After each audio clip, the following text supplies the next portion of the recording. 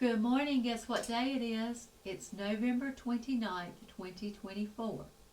Today is National Day of Listening. How well do you listen? Do you put your phone down?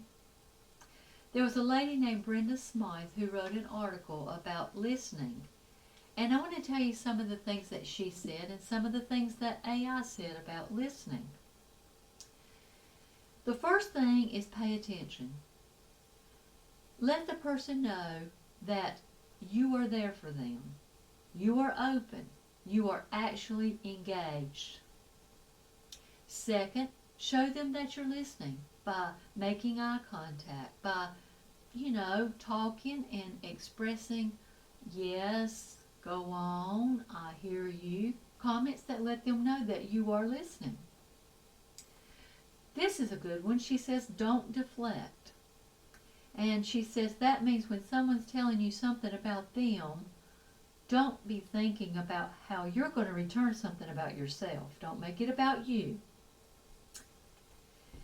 The next one is don't give advice unless they ask you. That's a good one. Some people just want to talk out their problem. They don't want you to give them advice.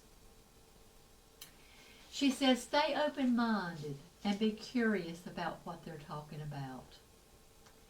And her last one was, don't feel the need to solve their problems. Sometimes we do think we ought to solve somebody else's problem.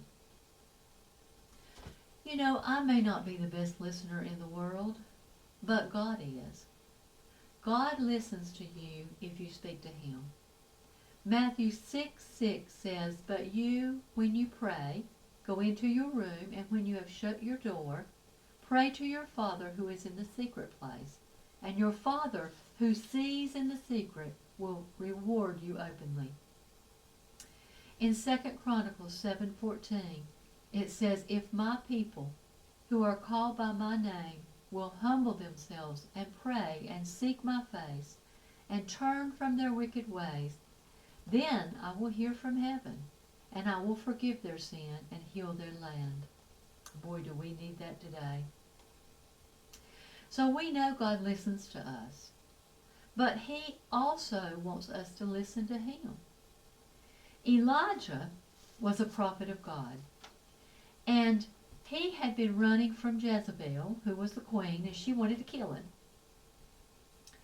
And he went to a cave, and in 1 Kings 19:11-13 it says this, then he said, go out and stand on the mountain before the Lord. And behold, the Lord passed by, and a great and strong wind tore into the mountains and broke the rocks in pieces before the Lord. But the Lord was not in the wind. And after the wind, an earthquake. But the Lord was not in the earthquake. And after the earthquake, a fire. But the Lord was not in the fire. And after the fire, a still, small voice. So it was when Elijah heard it, that he wrapped his face in his mantle and went out and stood in the entrance of the cave. Suddenly a voice came to him and said, what are you doing here, Elijah? Elijah thought he would see God in the great big mighty things, the storm, the earthquake, the wind. But God was in a still, small voice. When you look around in your world today, you may see God in the great and mighty things. Certainly we can in the universe. But when He communicates with you in your heart, it may just be a still, small voice. God wants to speak to you today. Will you listen?